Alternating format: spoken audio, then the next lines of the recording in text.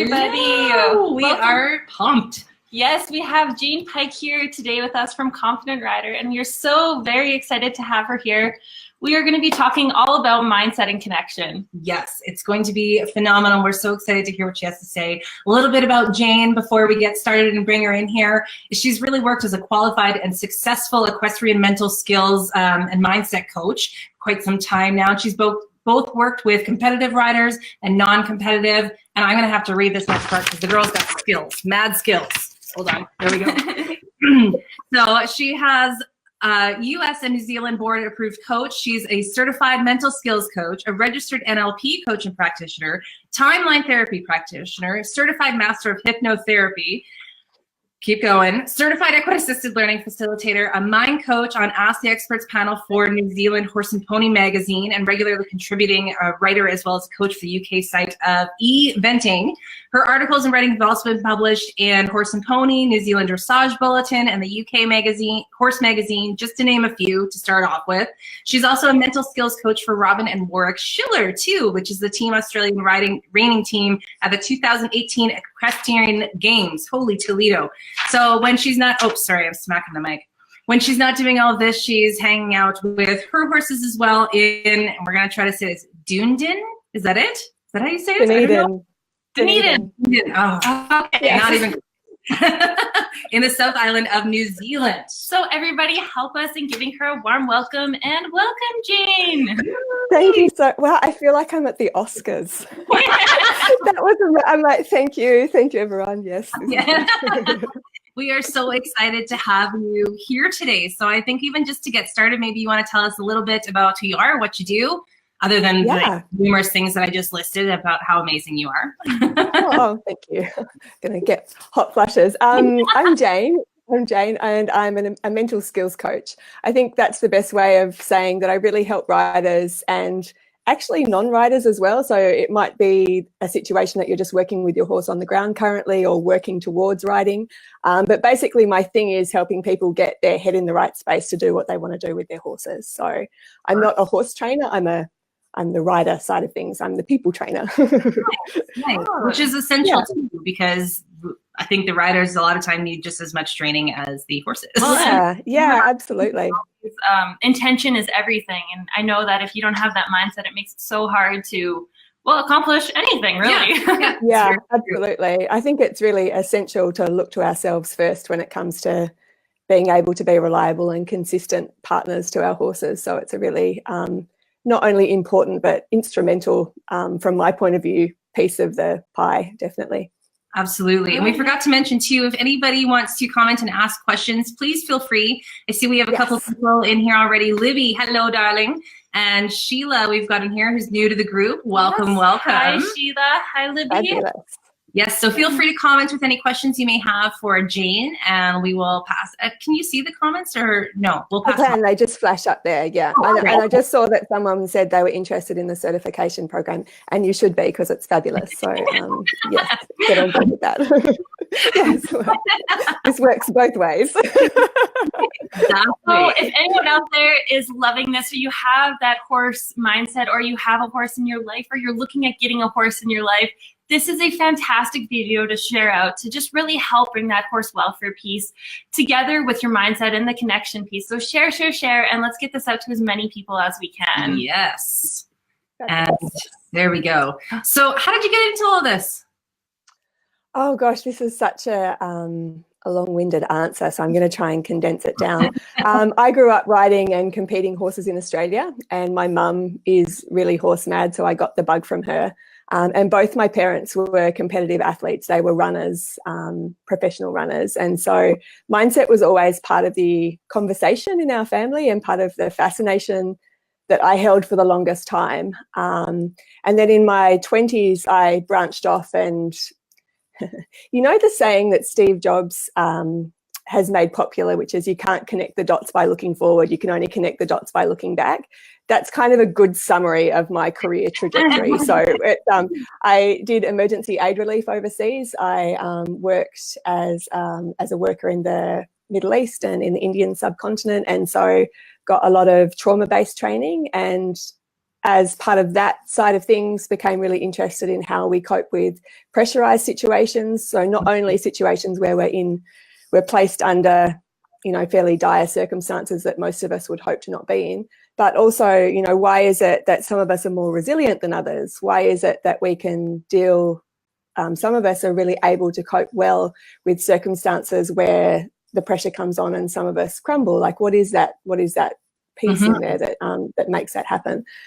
And naturally, in between that, so we're talking about a sort of a span of a decade here, I studied yoga therapy and became really interested in different breath work and techniques and elements of that side of things, that side of psychology training, I guess.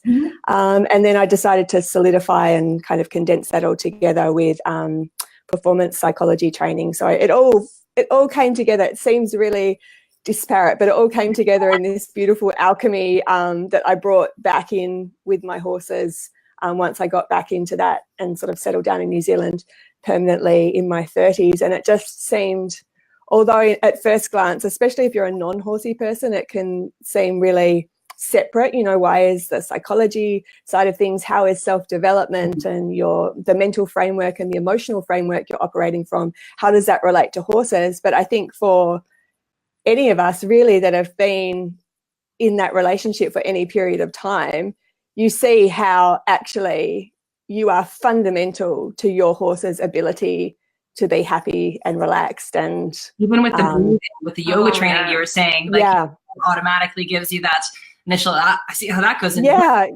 absolutely. So, too. Yeah, everything has to come together. Totally. So I think I was one of those people I was sort of desperate to know what I should be at some point. Like a lot of my friends, from school had a really linear career path. They went to school and then they went to university and they kind of followed that path. And I felt like I should be doing that as well. So I felt really inadequate for a period of time. And even though when I look back, I did a lot of really cool stuff. But I think the basis for that is, and this is a whole different conversation, you know, at school, generally we get funneled into a way of thinking. And for me, I thought I wanted to do law and I worked really hard and got into this very prestigious course. And after 6 weeks, I sat there and I was like, I don't want to do this.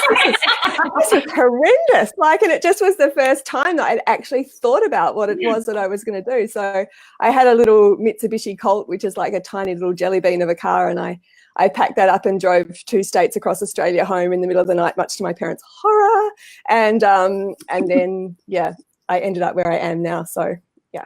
Wow. I think that funnel piece, though, is really important because that is something that a lot of us get stuck in is, okay, you grow up, you go to school, you go to college, you get married, you have a job, you have babies, like that's your lifespan. And I think that really relates to how we work with our horses in a lot of ways too. Totally.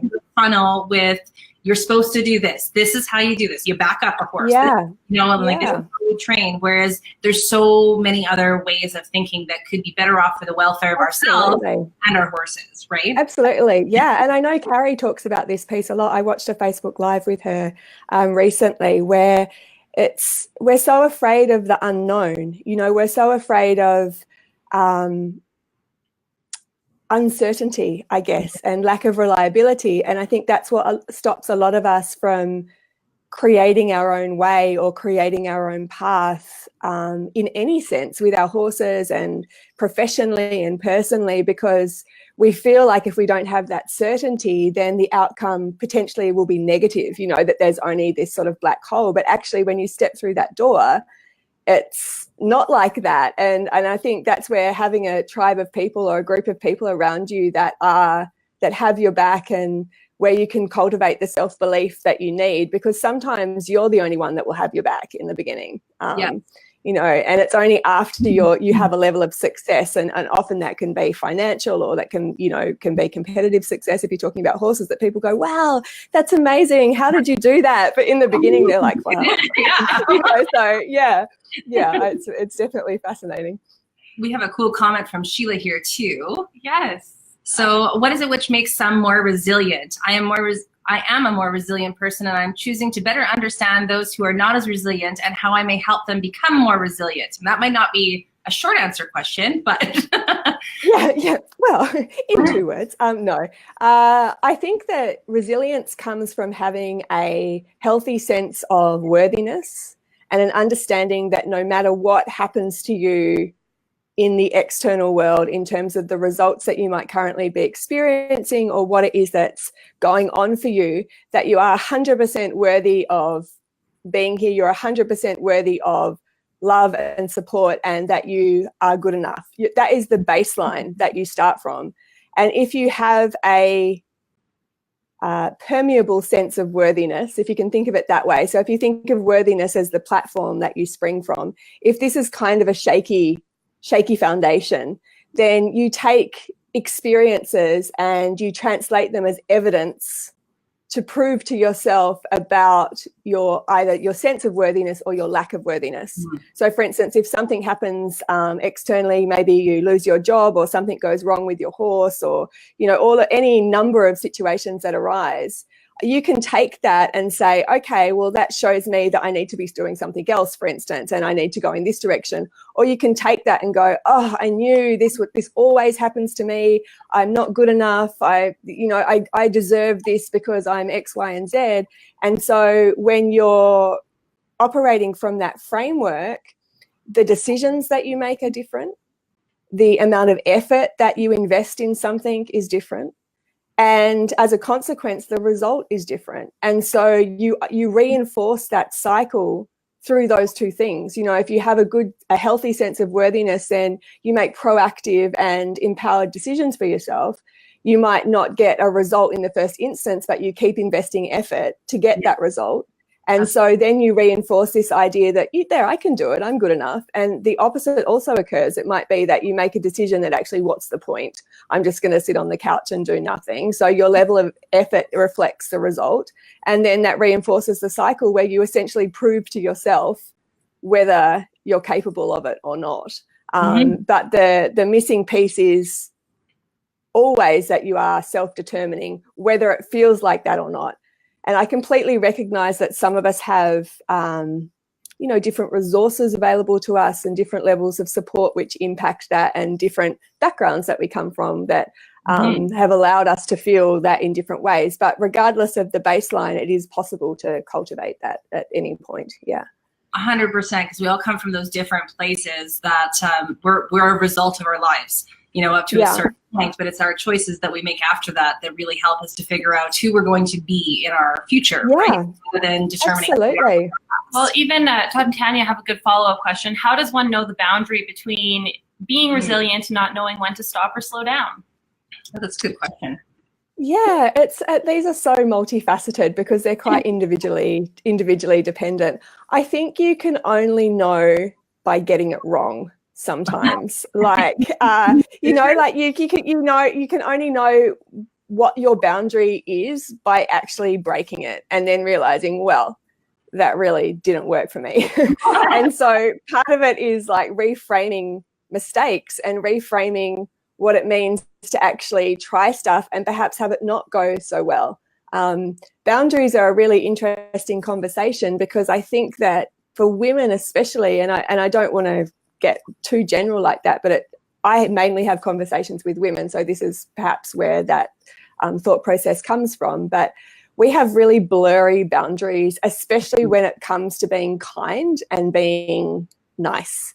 We have these feelings like those two things mean that we need to bleed ourselves dry, or we need to just do everything that is required or asked of us. And actually having a healthy boundary means knowing what works for you and what doesn't. And saying no can be the kindest thing because it means that you are, I'm going to put it the other way. I had a conversation about this recently. It's like if you say yes to someone, but really you mean no, you're giving them kind of, can I say shitty? You're giving them a shitty deal because is it the Oscars? No, we're giving them a shitty deal because actually we're not congruent. We're presenting something which is different to how we feel. And I don't want a yes from someone that's actually a no. I want a yes that's a yes. So Brené Brown has this really great line where clear is kind. Clear is kind. So if you're clear with someone, that is actually the kindest way forward. And I think with our horses as well, this bleeds through, where if we have really poor personal boundaries in our human relationships, often we have poor boundaries in our horse relationships, because we either anthropomorphize them to the point where, you know, we're not clear in our expectations. And so sometimes it's okay maybe if they come into our space, and then sometimes we're like, no, that's not okay. And so the rules aren't clear. And also that definition that we have for ourselves about what it means to be kind. You know, kind is, and I got this as well so much from my course in Sydney when I was doing the certification with Jane, as part of you guys, you know, the course that you guys offer. One of the little boys, he chose the word off the board at the end, and it was honesty. He chose, was it honesty or safe? And he said that his interaction with his horses, because they were 100% honest, that made him feel safe. And it's funny because you think you're doing everyone a favor by like maybe bending the truth, or, you know, trying to make it okay. But actually we feel really much better about things when people are just clear with us. Like, well, and I even love it. Like if you watch the herd, for instance, the horses in the herd, they're clear with their boundaries. They're clear with their communication. You're not going to like beat around the bush and be like, maybe I don't want that. It's no, I don't want this. Yeah. And I back to the horse welfare piece, that because I think we could talk about this boundary stuff for hours. But I was looking on your website, and you were talking about having those true partnerships with our horses. And I can see how this clarity piece and really being the leader, and I don't mean leader like CEO of a company, I mean like somebody being a leader of their own lives kind of thing. But I can see how that would go together. So how is it that you really work with that true partnership piece with us and our horses? Well, the first element is, if you think about what partnership is where you both have a voice and that voice is heard. So that should be not all partnerships. Yes. It's not, is it? That's the ideal. That's the ideal. And I've broken it down into two pieces. And I guess my passion is what I've coined or referred to as transformational horsemanship. I'm really interested in working with people that want that partnership. And as part of that process, recognize that they have to look to themselves first. That in order to be able to offer their horse a fair deal where they are reliable, where they're able to be worthy of trust, you know, from their horse, and where they're consistent in what it is they ask, so there's clarity there, they do the work on themselves first. And most of that comes through developing a process, you know, being able to recognize how it is you feel, being connected to yourself, so that that's part of how you operate, and then ensuring that what it is that you think, how it is that you feel, and what it is that you project in terms of what you're asking your horse is in alignment. And so at the end of the day, really your relationship with your horse is a representation of your relationship with yourself. You know, if you're lacking patience, if you're getting angry, then chances are, I mean, we know it's just never going to only happen in the arena or without, it's happening everywhere. So it's like a magnifying glass that we look through. And I guess the converse of that, or the opposite of that, is it's possible to have a transactional relationship with a horse where you use them to get a result. And, you know, like you might ride in competition, and this is where you see the disposable side of the horse industry, where if they don't meet the grade, or you're not able to produce a certain outcome with them, then it's not about them as an individual or a kind of conscious being. It's like, right, next, let's go, move on. Yeah. And, you know, that's not my bag. Yeah. All those horses come after. yeah, exactly. Yeah. So cool. I love that, though. Having that true partnership piece of really working together on something feels so much better. I don't know what a better way to say it. That's the heart piece. Hey, like that's the purpose, the passion, and like just everything changes as soon as you have that partnership piece with your horse. Yeah, definitely. And yeah, totally. I think, and especially when it comes to competitive horse sports, it's gymnastics, you know, like if you have partnership, if you have the feeling, this is what I'm aiming for with my horse. I want the feeling, and I'm a pacifist, just to like, that you could go to war with your horse, you know, like that actually, if you needed to like go into battle, your horse would be there right with you and it would be okay. I kind of want that feeling. And if you have that partnership, really the rest is just gymnastics. It's like, actually, we need to run more, or we need to work on our trampolining skills, you know, like it's like how do we get those athletic pieces working so that now we can take it where we want to in terms of a riding discipline, but actually that partnership is the first piece. Yeah. And the other question I had for you too is the mindset and emotional agility. Can you give us a little bit more info on what that really means and maybe how we get there? Yeah. So just light questions. We just thought we'd just like, just some questions. Yeah. And the next, yeah, sure. That'd be great. Yeah, absolutely. We'll just keep it brief. I think mindset is the mental framework that you're operating from. And emotional agility is your ability to turn up the volume on your emotions and have them come down and move in the opposite direction in response to your environment, not in reaction to your environment. Like again, or so. Yeah, consciously, so that, you know, when you're in this interactive place with your horse, sometimes they present a really big energy to you. And what's required is for you to turn up the volume on your energy, and not that mean more aggressive, not that mean violent, but just bigger and more emphatic and more assertive, maybe more intentional.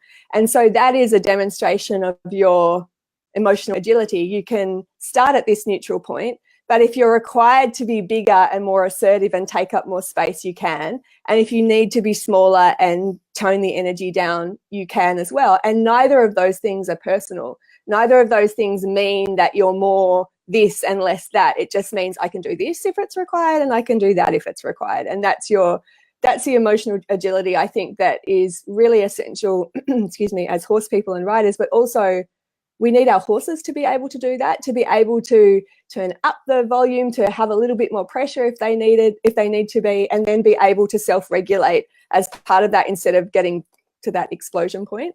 And the opposite, you know, that we need to be able to allow them to dial it down as well.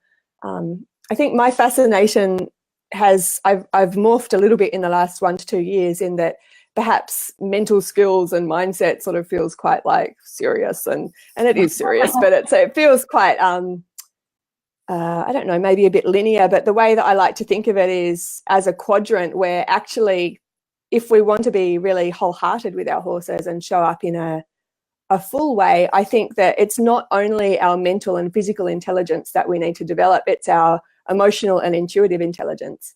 And those pieces need to be paid attention to, because if you are, well, for the most part, just the way that our culture is and the way that our school system is, logical intelligence is highly valued. You know, like being smart, being logical, being rational, working things out is what we've most honed in terms of our intellectual capacity. And our emotional side of things, our intuitive side of things is, I think at the moment, given a bit of a bad rap, it's seen as unreliable, or, you know, you can't trust your gut, or emotions are a bit washy and kind of, but actually those pieces are so important, and learning to be able to recognize your emotions and channel them effectively so that you're not suppressing an emotion in and trying to be calm, or, you know, trying to be happy when actually you're like, oh.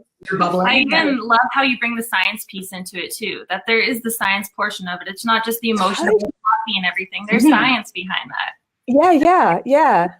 You know, I think that what I notice is conversations in the horse world, they take two different approaches. People are like, I really need to see the facts. Like, you're going to have to prove that to me. Show me the science behind it. And I'm like, well, that's great. But if you're purely factual, then you leave out the heart, and then you miss the artistry and the beauty, because that's really important as well. And then if you're only on the other side where you're like, well, I'm just about the meaning and what does that bring me, then you miss really important aspects such as biomechanics and the way that we learn and the way that we think. So you need both of the pieces together.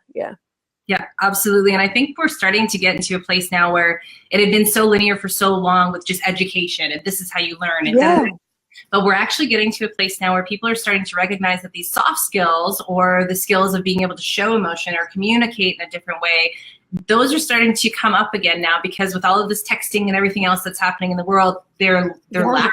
Missing it. Yeah. Yeah. So people are starting to think, well, maybe we do need those after all. Yeah. So true. And even when we're working with our horses, that if we only were to do one side of the coin or another, that's not authentic, right? Because our brains always want both things in there. So we have to be authentic with working with and bring that balance in. The balance. Totally. Yeah. Yeah. And I think with the equine assisted, or the facilitation and the learning that you guys teach, the thing is with the intuition and with the emotions, it's not like it disappears. Like we're full beings in that sense, and our interactions with horses show that up, even if we're not conscious of it. So it's not like you can kind of flick one on and flick one off. It's like simmering beneath the surface regardless. And you're better off bringing it all to the party in a way that serves both of you and kind of up skills in that department. Otherwise you get to that stage where you're either repressed, or you get to that point where it like sort of like over expresses in a way that's not really healthy. Yeah. The boiling point. Yes. Yeah. How did that happen? So one other question I want to ask you too is, how does the welfare of the horse, both like, I mean, from a healthy standpoint and a mental health standpoint as well for the horses, how does that work into all of this? Or how do you see that playing as a role in what you do? Well, I think that, again, it comes down to that responsibility, that self-responsibility, to understand that in a training situation, we have a responsibility to be clear, we have a responsibility to be kind, and we have a responsibility to be reliable, so that we are consistent from one day to the next. You know, if you are working with your horse, that they know what to expect from you and you can build from that base. And we can only do that when we are clear about ourselves, you know, when we are actually conscious of what it is that we're presenting.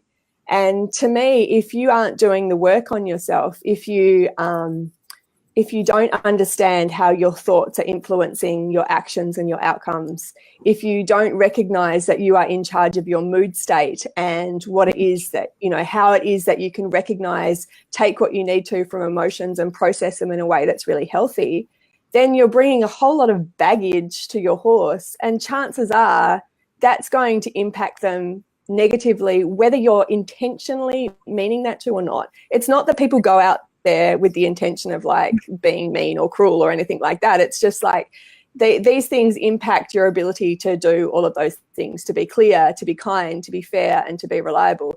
And that's what creates stress and tension and that feeling or lack of safety feeling in our horses, which of course is what they ultimately crave, I think. So yeah. The thing that really helps me is to think that, you know, actually being with horses is a series of small miracles. It's a miracle that they let us, catch them and hang out with them. It's it's the biggest miracle that they let us ride them. And it is such a miracle. Like, you know, we take it for granted, but like, it's just incredible that they allow us to be in this dialogue with them. And I think sorry, just especially being an animal. It's not incredible. And so that is such an honor that I think we have a huge responsibility to be mindful of, and to, you know, it probably isn't their choice. I don't think that they don't like it all of the time, but it's, you know, they've got other things to do, like eat grass and hang out with their friends. And so, like, you know, if you're asking them to do certain things, then you at least need to be, you know, mindful of that fact that you have that responsibility to them to make it as pleasurable and as safe and as, you know, just consider them equally in the equation. Yeah. And I love that you bring in about the piece that it's the responsibility, because it really is. Every person who has a horse has a responsibility to them. And I mean, even with what we do, we bring in people who have all sorts of baggage, I guess, for lack of a better term, coming with them all the time. And it's our responsibility to make sure that after they go, we allow our horses, or figure out ways for our horses to be in a good mindset again and have that welcome back, so that they are feeling happy and they're not taking all of this on for themselves. And it is a responsibility that every single horse person should be taking with them all the time.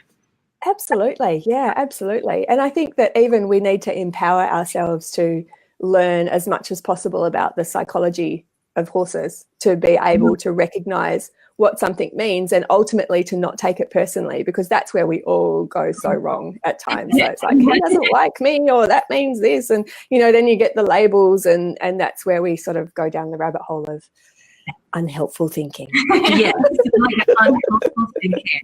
And no, it's just been such a pleasure. Thank you so much for giving me the opportunity to hang out. Oh, well, we loved having you. So everybody go check her out. Jane is amazing, and see what she might be able to do to help you out with how you're going to have a better partnership with your horse as well.